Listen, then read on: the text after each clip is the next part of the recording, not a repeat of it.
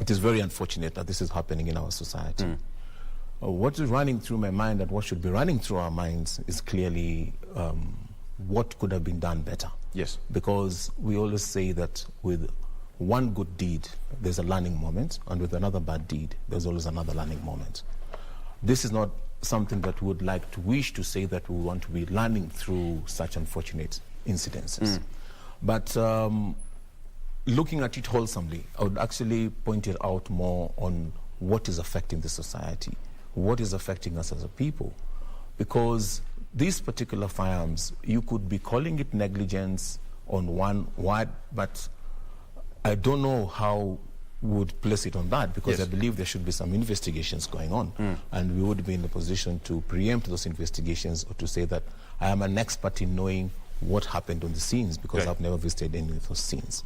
But in general, what I would look at it from is what would drive someone to go to an extent where they would want to take their own life. And what are we doing as a society, what are we doing as a country to fight this?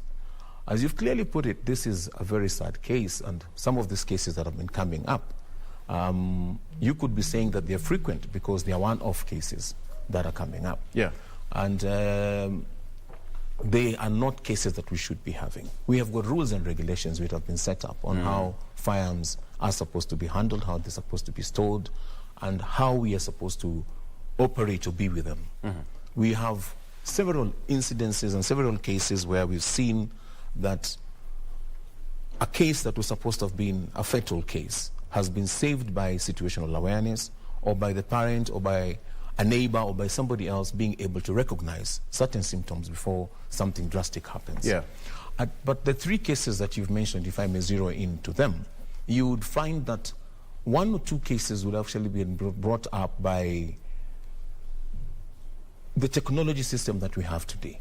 You'd see that the generation gap between us and our parents at a period of time, we had certain ways of instilling discipline or operating things or identifying some faults within us when we were growing up. We had groups and societies that we used to spend with. We had Bible study, we had groups that we had to share time with during Saturdays, during Sundays. And at that point, some of these traits could be picked up, and some of these symptoms, which you could say could be leading to such cases, would be picked up. But today, you find that most of the young generation do isolate themselves. So you've got several disorders which are operating out here, and they are not being taken keenly. And once that happens, then you find that an unfortunate situation. You find that the parent who has this particular firearm would actually end up being the victim, because it is a situation where you would not have noticed that your son or your daughter is going through this kind of problems. But then when you get home, and you have followed even the procedures which have been laid down on how you're supposed to store your firearm, where you're supposed to store your firearm, how it's supposed to be locked up, and what kind of regulations are supposed to be used. But this is your son. You'd find that he has even known how your password is. They have even clever ways of even finding out how to break those, and even hacking it. Sorry. And this happens due to the availability of the technology that is there today.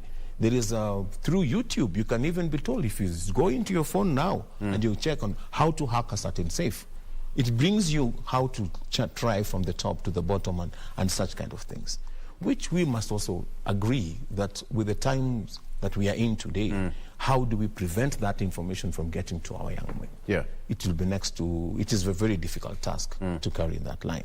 But then when they access these safes, then they find the firearm inside the safe. Now, when they decide to use that firearm as a tool to end their lives, then it comes to an issue where it has now become a rampant case because it is a firearm. But it is also happening in other areas. Not saying that it is something that we should accept, not saying that it is something that we should excuse, but in all these areas, the bottom line is the mental health part. The mental health has to be addressed.